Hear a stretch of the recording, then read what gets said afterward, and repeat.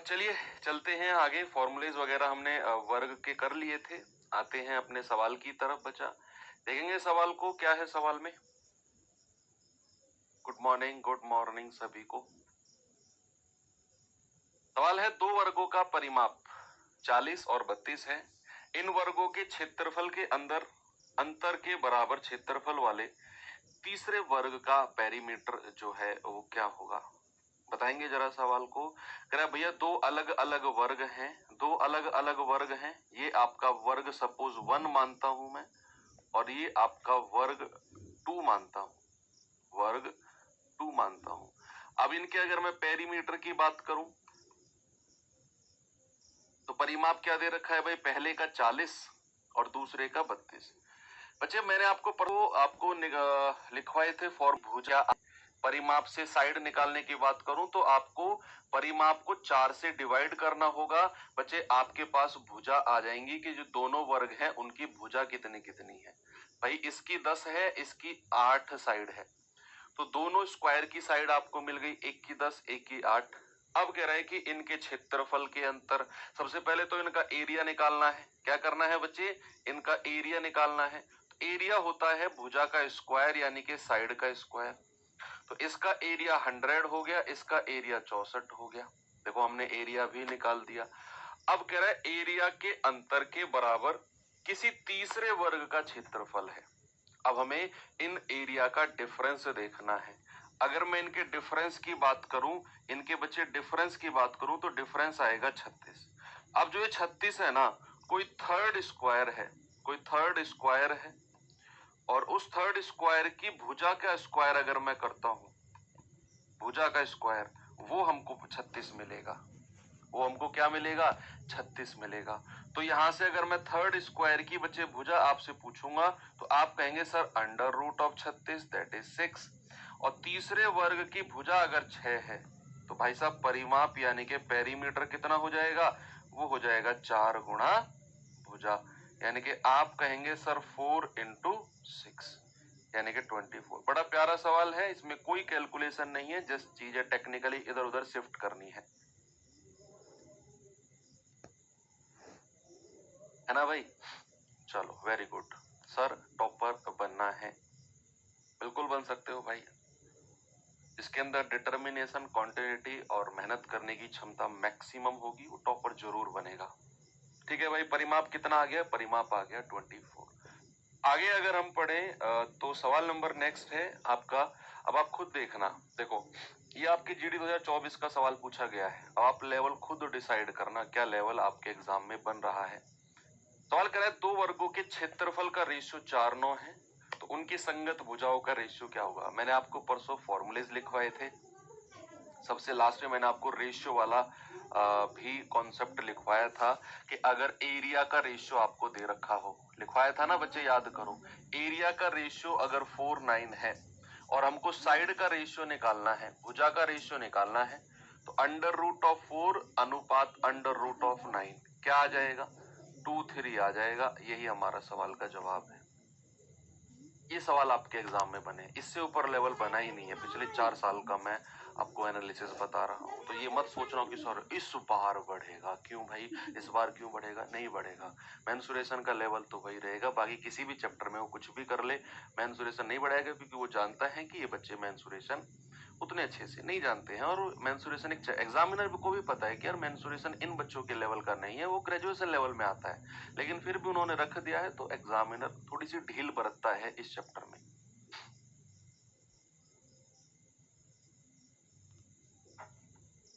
चलिए आगे चलते हैं थोड़ा सा, ये सवाल देखेंगे बच्चे।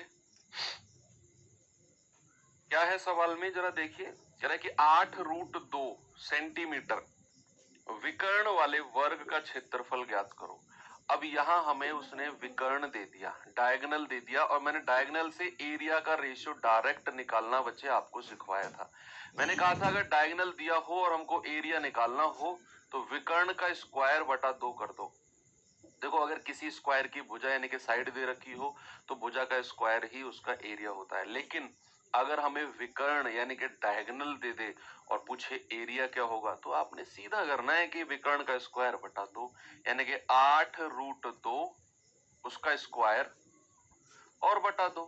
भाई 8 का स्क्वायर कितना होता है 64, रूट 2 का स्क्वायर कितना होता है 2 और बटा 2। 2 से 2 गया, आपका जवाब आ जाएगा 64। ऑप्शन नंबर ए हमारा सही है। ठीक है, बड़े सिंपल सिंपल से सवाल हैं। इस सवाल के पास आएंगे जरा, कह रहा है किसी वर्ग तथा उसके विकर्ण पर बने वर्ग का क्षेत्रफल का रेशियो। कोई स्क्वायर और उसके विकर्ण यानी कि डायगोनल पर बना कोई दूसरा स्क्वायर और उसका रेशियो बताना है। पहले तो भुजा का रेशियो ही बता दो।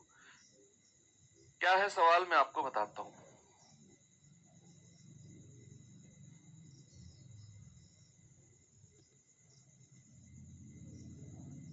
ये कोई वर्ग है,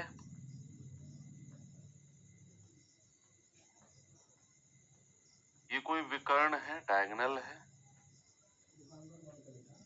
सवाल कह रहा है कि इस विकर्ण पर कोई वर्ग बना है।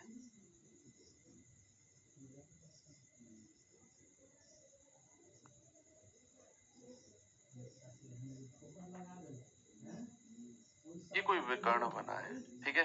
मान लो ये वर्ग ए है, इसकी साइड ए, इसकी ए, इसकी ए, तो इसका विकर्ण कितना हो जाएगा बच्चे, √2a, है ना। और कह रहा है कि जो ये विकर्ण है ना, इस पर ही वर्ग बना है। अगर ये वाली साइड √2a है तो भाई साहब ये भी √2a हो जाएगी, ये भी √2a हो जाएगी और ये भी √2a हो जाएगी, है ना। ओरिजिनली जो मेरा स्क्वायर था उसकी साइड तो a थी, लेकिन उसने कहा इसके विकर्ण पर भी दूसरा वर्ग बना हुआ है, तो विकर्ण कितना है √2a, तो सारी साइड इसकी √2a हो जाएंगी जो भी विकर्ण पर वर्ग बना है। कह रहा है इनका दोनों के क्षेत्रफल का रेशियो। पहले तो साइड का रेशियो बता दो। बात करूंगा तो ये तो a हो जाएगा और ये साइड कितनी है इसकी √2a। यस, a से a कट गया 1 बार। भाई एरिया का रेशियो कितना होगा, मैंने आपको साइड से एरिया का रेशियो निकालना सिखाया था। आपको क्या करना है, साइड का स्क्वायर कर देना है, बस ये हो जाएगा 1 और √2 का स्क्वायर 2 होता है। आप कहेंगे सर 1:2। ऑप्शन नंबर बी हमारा सही है। ठीक है, आप सभी लोग बहुत बढ़िया जवाब दे रहे हो। आगे अगर मैं चलूं बच्चे, तो ये सवाल देखेंगे।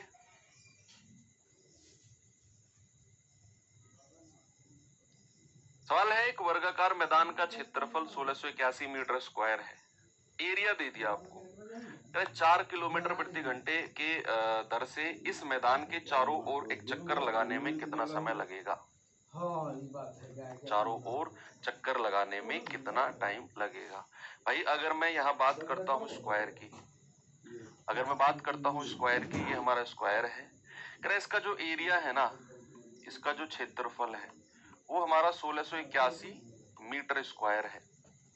कह रहा है कि भैया इसके चारों ओर चक्कर लगाना है, यानी कि एक बंदा जो है हमारा यहाँ से शुरू होता है और ऐसे ऐसे ऐसे ऐसे ऐसे ऐसे ऐसे ऐसे ऐसे ऐसे चल के चारों तरफ और वापस यहीं पर आकर रुक जाता है। तो कोई व्यक्ति अगर किसी वर्ग के चारों तरफ चलेगा तो उसके द्वारा जो चली गई डिस्टेंस है, क्या वो पेरीमीटर होगी?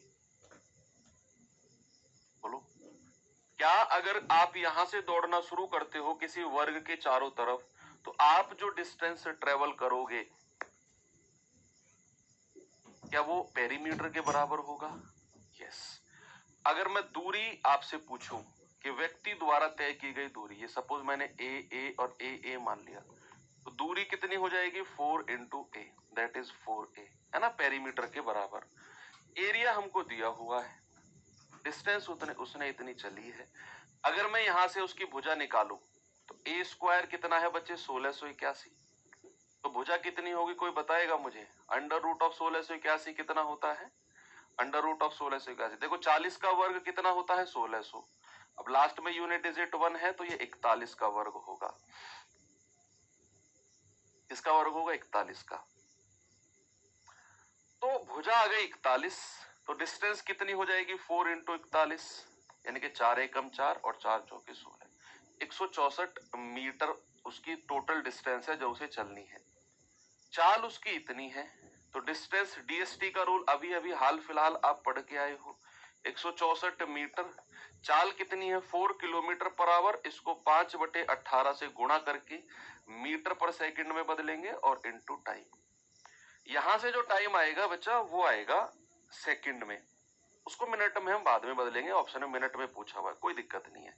4 से अगर हम जाए 4 चौके 16, 4 एकम 4, 18 गुणा करेंगे, 18 एकम 18, 18 चौक 72 और 1 73 और डिवाइड बाई ये 5 नीचे आ जाएगा अपॉन टी। चलो ठीक है, ये तो हमारा टाइम जो आया है सेकंड में आया है। ये बच्चा ये किस में आया है? सेकंड में। अगर मैं इसको मिनट में चेंज करना चाहूं तो 738/5 और मुझे 60 से डिवाइड करना पड़ेगा, ये हमारा मिनट में टाइम बचेगा। कितना आएगा बच्चे? ये मिनट में टाइम आएगा। क्यों? क्योंकि ये सेकंड में दिया हुआ है। आगे अगर मैं चलता हूं बच्चा तो ये कितना आएगा जरा मुझे बताना भाई। 6 से कटेगा क्या?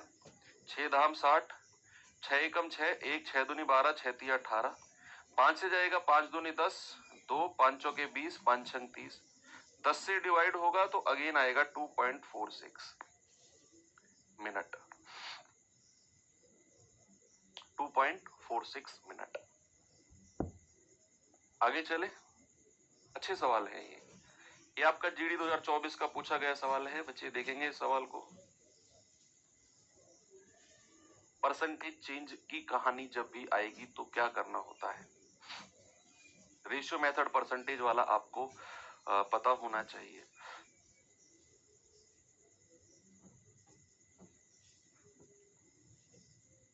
कह रहा है यदि किसी वर्ग की भुजा में 5% की वृद्धि की जाती है तो उसके परिमाप में कितने परसेंट की वृद्धि होगी पेरीमीटर में?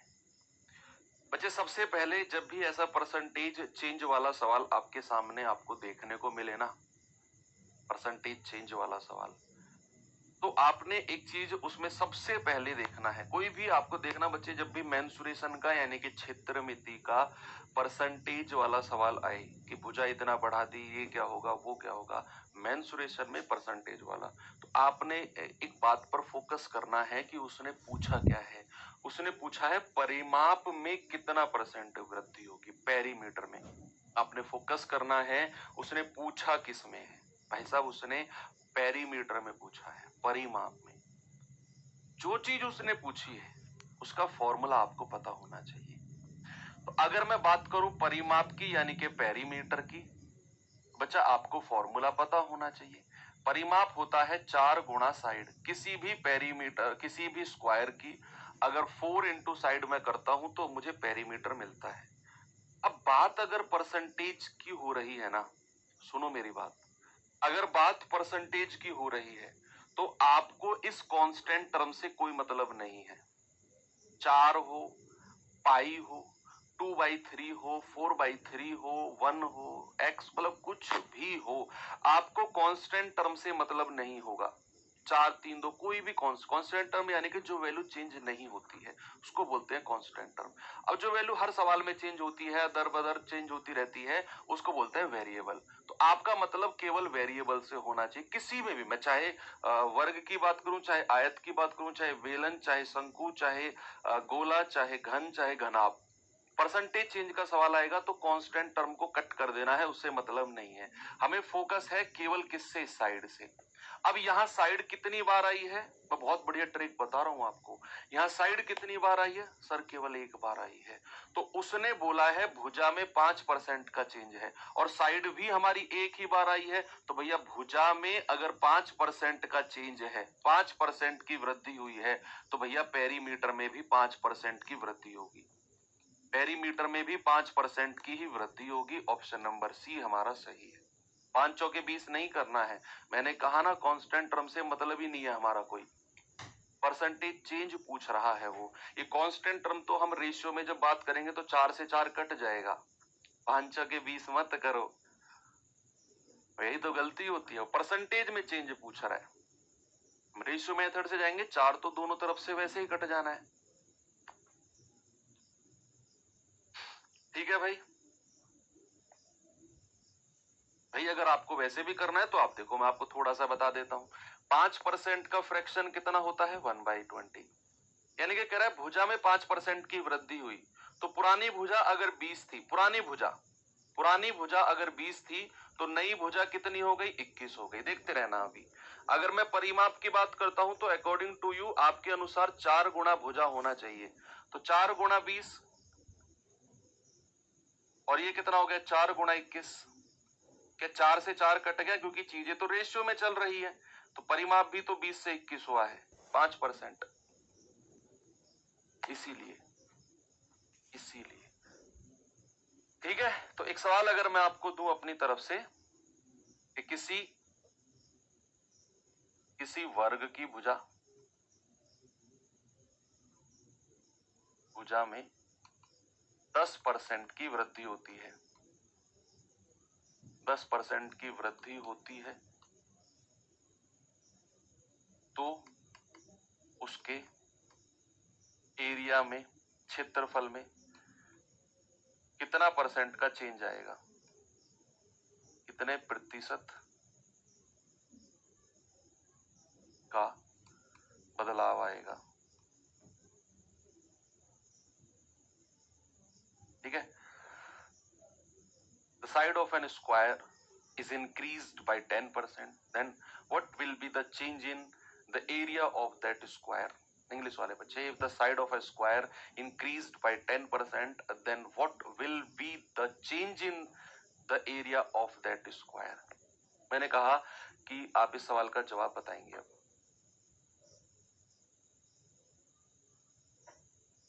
देखो कैसे करते हैं भाई। सबसे पहले आपको मैंने बोला कि जब भी मेंसुरेशन में ऐसे परसेंटेज वाले क्वेश्चंस आएंगे तो आपने देखना है कि फॉर्मूला क्या है।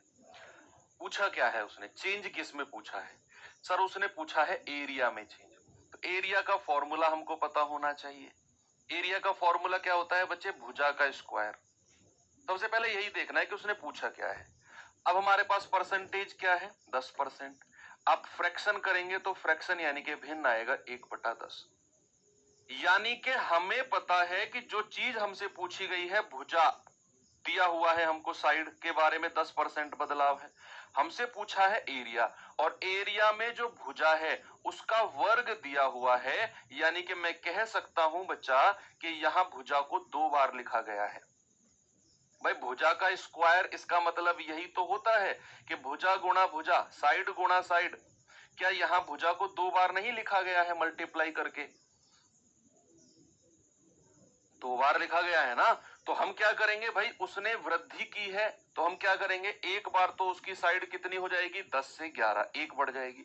और हमें पता है कि भुजा का स्क्वायर है तो भुजा 2 बार आई है, तो फिर हम 10 से 11 कर देंगे।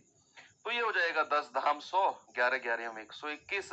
यानी कि उसका जो एरिया है, उसका जो एरिया है बच्चा, वो कितना हो गया है? 100 से 121 हो गया है। 100 से 121 यानी कि प्लस का 21, और 21/100 इंटू 100। तो क्या मैं ये कह सकता हूं कि वो चेंज जो आएगा, जो वृद्धि होगी, वो 21% की होगी? यस। अब आप कहेंगे सर ये तो a प्लस बी प्लस ए गुणा बी बटे 100 से भी हो सकता था। डेफिनेटली हो सकता था बच्चे। आपको ये देखना है कि जो चीज हमसे पूछी गई है वो फॉर्मूले में आई कितनी बार है। आप कहेंगे सर 2 बार आई है, और 2 बार का फॉर्मूला हम जानते हैं बच्चे। 2 बार का फॉर्मूला होता है a प्लस बी प्लस ए गुणा बी बटा 100, 2 बार की वृद्धि का। तो आप कहेंगे सर 10 प्लस 10 प्लस 10 गुणा 10 बटा 100। आप कहेंगे सर ये तो 21% आ गया। यस, बिल्कुल आ गया, बिल्कुल सही जवाब है। आप ऐसे भी कर सकते हो, लेकिन जब बात केवल 2 की होगी तो। ठीक है, जब बात 2 की होगी तो। यहीं पर वृद्धि की जगह मान लो कमी होगी तो हम रेशियो को घटा देंगे 10 से 9, 10 से 9। अगर बच्चे यहां पर वृद्धि की जगह कमी कहेगा तो हम कह देंगे 10 से 9, 10 से 9। फिर हमारा एरिया जो होगा 19% कम हो जाएगा। कोई दिक्कत नहीं है। ठीक है बच्चा। तो इस तरीके से आप परसेंटेज चेंज वाले सवालों को आराम से कर सकते हो।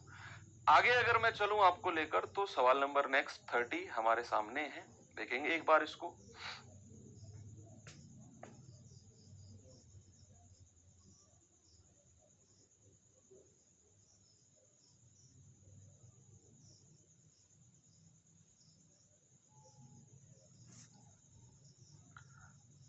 सवाल है एक विकर्ण एक वर्ग ए का विकर्ण a प्लस बी है, वर्ग का विकर्ण जिसका क्षेत्रफल वर्ग ए के क्षेत्रफल का दोगुना है। बड़ा प्यारा सवाल है और आपके जीडी 2019 में पूछा गया है सवाल है।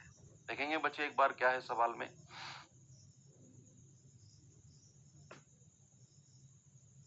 बताइए जल्दी से।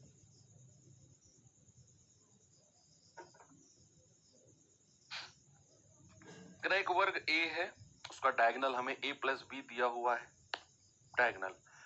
अगर बच्चे आपको विकर्ण दिया हुआ है किसी भी स्क्वायर का, तो क्या मैं एरिया आपसे पूछूं तो आप बता सकते हैं? किसी भी वर्ग का अगर किसी भी स्क्वायर का डायगोनल दिया होगा तो हम कहेंगे सर उसका एरिया होता है डायगोनल का स्क्वायर बटा 2। कितना होता है? डायगोनल का स्क्वायर बटा 2। तो यहां से डायगोनल कितना है बच्चे? विकर्ण कितना है? a plus B, a plus B का स्क्वायर और डिवाइड बाई 2, ये हो जाएगा इसका एरिया। अब सवाल कह रहा है कि एक वर्ग का विकर्ण बताओ, कोई दूसरा वर्ग है उसका विकर्ण बताओ जिसका क्षेत्रफल वर्ग ए के क्षेत्रफल का दोगुना है। यानी कि जो हमारा सेकंड वर्ग है ना, ये तो वर्ग पहला है, ये तो वर्ग 1 है। अब जो वर्ग 2 की मैं बात कर रहा हूं, दूसरे वर्ग की बात कर रहा हूं बच्चा, उसका जो एरिया है ना वो पहले वाले एरिया का डबल है। ऐसा उसने बोला कि एक वर्ग का विकर्ण बताओ जिसका क्षेत्रफल पहले वाले वर्ग के क्षेत्रफल का डबल है। तो अगर मैं इसका डबल करता हूं, 2 गुणा a प्लस बी का होल स्क्वायर बटा 2, पहले वाले वर्ग का क्षेत्रफल, तो दूसरे का एरिया आ गया। और दूसरे का विकर्ण अगर हमें निकालना है तो हमें पता है कि एरिया होता है डी स्क्वायर अपॉन 2, और जो कि हमको दिया हुआ है a प्लस बी का होल स्क्वायर, है ना, एरिया दिया हुआ है ना। और एरिया का फॉर्मूला मैंने विकर्ण की फॉर्म में लिखा। अब ये 2 की मल्टीप्लाई उधर हो जाएगी, तो विकर्ण का स्क्वायर कितना हो गया बच्चे? 2 और ब्रैकेट में a प्लस बी का होल स्क्वायर। अगर मैं यहां से विकर्ण की बात करता हूं तो अंडर रूट में जाएगी बात, और 2 और a प्लस बी का होल स्क्वायर। अब यहां से ये तो रूट 2 ही रहेगा, लेकिन ये a प्लस बी का होल स्क्वायर है, तो बच्चे ये a प्लस बी क्या होगा? ये a प्लस बी बाहर आ जाएगा और रूट के अंदर 2 ही रहेगा। तो क्या मैं ये कह सकता हूं कि मेरा जो आंसर होगा वो ऑप्शन नंबर सी होगा, यानी कि जो हमारा नया विकर्ण है उसका जो डायगोनल होगा, क्या बच्चे वो रूट 2 और ब्रैकेट में a प्लस बी होगा, क्योंकि यहां अंदर a प्लस बी का होल स्क्वायर था तो a प्लस बी बाहर आ गया। अच्छा सवाल है। इस सवाल को हम कह सकते हैं कि हाँ, इस सवाल में दम है। हालांकि आप a प्लस बी की कुछ भी वैल्यू मान सकते हो, आपकी मर्जी है। आगे चलें। चलो थोड़ा सा आयत के बारे में पढ़ते हैं। एक सवाल मैंने छोड़ा है अभी, वो रास्ते के क्षेत्रफल वाला, आऊंगा मैं उसकी तरफ। अभी बात करते हैं बच्चे आयत की। किसकी बात करते हैं? आयत की। हमने वर्ग पढ़ा, अब आयत यानी कि रेक्टेंगल की बात करते हैं। रेक्टेंगल, है ना। क्या होता है बच्चे? आयत वर्ग की ही, या आयत की ही एक फॉर्म वर्ग होता है, ऐसा हम बोल सकते हैं। एक हमारा ऐसी आकृति, 4 भुजाओं वाली आकृति होगी, नो डाउट। हर एंगल 90 डिग्री का होगा जैसे वर्ग में होता था, लेकिन चेंज क्या है कि इसकी एक लंबाई होगी, लेंथ होगी, और इसकी एक चौड़ाई होगी, ब्रेड्थ होगी। एल का मतलब है बच्चे लेंथ, लेंथ जिसको बोलते हैं चौड़ा, लंबाई, सॉरी लंबाई, और बी का मतलब है बच्चे ब्रेड्थ, ब्रेड्थ जिसको बोलते हैं चौड़ाई। इसमें क्या बात है कि आमने सामने वाली भुजा बराबर और समांतर यानी कि पैरेलल होती हैं। ये L है तो सामने वाली भी L होगी, ये B है तो सामने वाली भी B हो जाएगी। ये होता है हमारा क्या? हमारा आयत।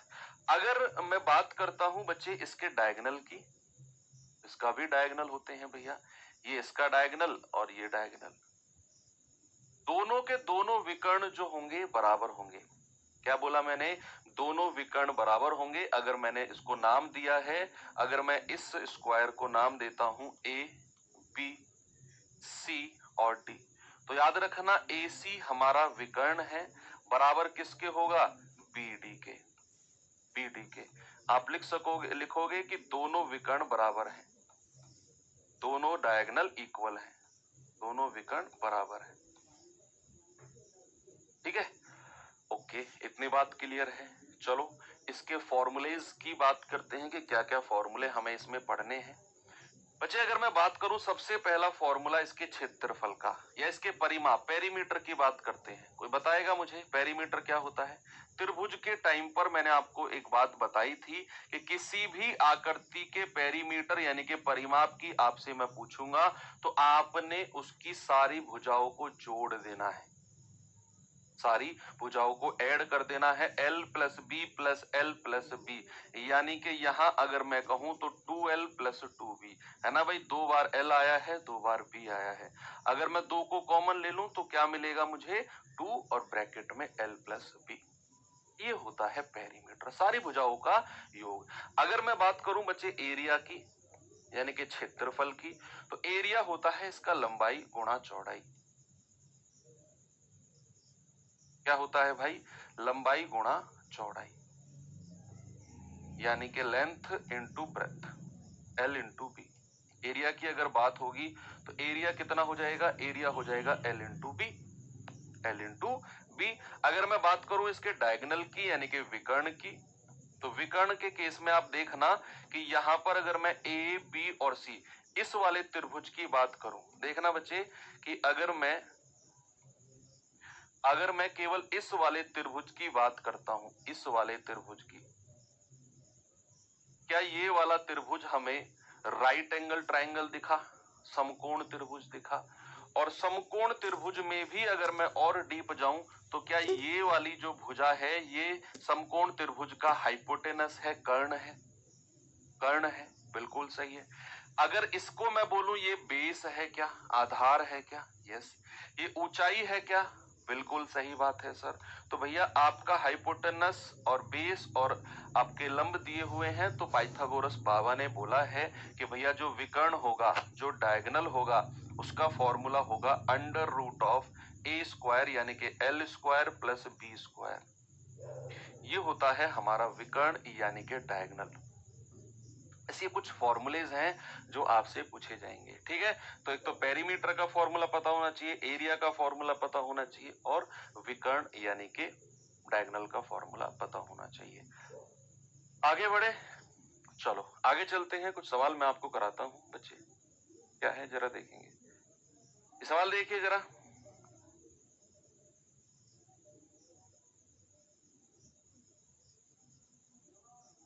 सवाल है एक आयताकार मैदान का क्षेत्रफल 260 मीटर स्क्वायर है, इसकी भुजाओं का अनुपात 13 और 5 है। आयताकार मैदान का पेरीमीटर क्या होगा? बताओ, आयताकार मैदान का पेरीमीटर क्या होगा? भाई सबसे पहले उसने भुजाओं का रेशियो दिया हुआ है। अगर मैं लंबाई और चौड़ाई के रेशियो की बात करूंगा तो उसने दिया हुआ है 13 और 5। क्या मैं इसको लिख सकता हूं 13R और इसको लिख सकता हूं बच्चे 5R? यानी कि मेरे पास अगर मैं साइड की बात करता हूं तो 13R एंड 5R मेरे पास साइड बनती है, साइड बनती है। अब कह रहा है कि इसका क्षेत्रफल 260 है। एरिया होता है बच्चे L इंटू बी यानी कि 13R इंटू 5R बराबर किसके दिया हुआ है? 260 के। तो 13 से जाएगा 13 दूनी 26, 20 बार, 5 से जाएगा 4 बार, तो R इंटू R होता है R स्क्वायर बराबर 4। तो यहां से R कितना हो जाएगा? अंडर रूट ऑफ 4, और अंडर रूट ऑफ 4 कितना होता है? 2। हमें R की वैल्यू मिल गई तो फिर तो हम लंबाई और चौड़ाई की वैल्यू भी निकाल देंगे कि भैया ये हो जाएगा हमारा 13 दूनी 26R, भाई R की वैल्यू 2 रखो, और ये हो जाएगा हमारा 5 दूनी 10। ठीक है, लंबाई मिल गई 26, चौड़ाई मिल गई 10। आपसे पेरीमीटर यानी कि परिमाप पूछा है। अभी अभी तो हम पढ़ के आए हैं कि परिमाप होता है 2 और ब्रैकेट में L प्लस बी यानी कि 2 और 26 प्लस 10, तो ये हो जाएगा 2 गुणा 36। आपका जवाब आएगा बच्चे 72। हालांकि ये सवाल आप बिना सॉल्व किए भी कर सकते थे। कैसे, जरा देखना। हमें उसने क्या पूछा है? हमसे पूछा है उसने मैदान का परिमाप, पेरीमीटर पूछा है। अब पेरीमीटर क्या होता है सर? पेरीमीटर होता है 2 और लंबाई प्लस चौड़ाई। लंबाई कितनी है 13 आर, चौड़ाई कितनी है 5 आर। 13 और 5 18 दूनी 36 आर। क्या मेरा आंसर 36 का मल्टीपल नहीं होगा? 36 का छोड़ो 9 का नहीं होगा क्या? 9 चौके 36 होते हैं। जो संख्या 36 से कटेगी क्या वो 9 से नहीं कटेगी? और जो संख्या 9 से कटेगी क्या उसके अंकों का योग 9 से कटेगा? 68 70 66 हट गए, एक ही ऑप्शन बचा। मतलब ये सवाल अगर आपके सामने आता तो आप देखते क्या 13 5 18, मेरा आंसर 18 का मल्टीपल होगा। एक ही ऑप्शन है सी। लेकिन ये कब आप कर सकते हैं? मैं फिर आपसे कहता हूं, ये सवाल का ये वाला अप्रोच जो मैंने बताया है, जब आपकी प्रैक्टिस बहुत सारी होगी। अगर आप ऐसे ही सोच रहे हो कि सर ने कर दिया वाह मजा आ गया हम भी कर सकते हैं अप्लाई, नहीं। जब तक आपकी बहुत सारी प्रैक्टिस नहीं होगी इस पर, तो आपको सुनने में और देखने में अच्छा लगेगा, अप्लाई नहीं कर पाओगे। तो ये अप्रोच डेवलप करनी पड़ती है, बहुत टाइम है आपके पास तैयारी का, अभी आप ये कर सकते हो चीजें। अगले सवाल पे चलते हैं तो देखेंगे बच्चे इस सवाल को जरा क्या है इसमें।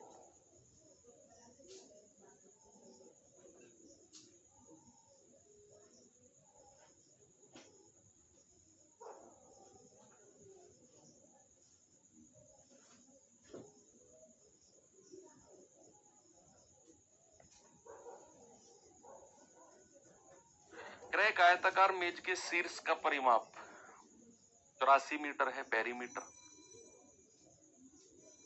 इसका क्षेत्रफल 432 है।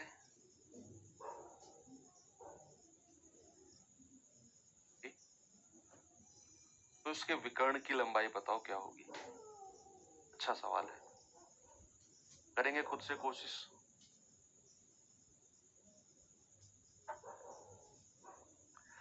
भाई कोई आयत के बारे में उसने बात करी है, कोई स्क्वायर रेक्टेंगल के बारे में बात करी है उसने।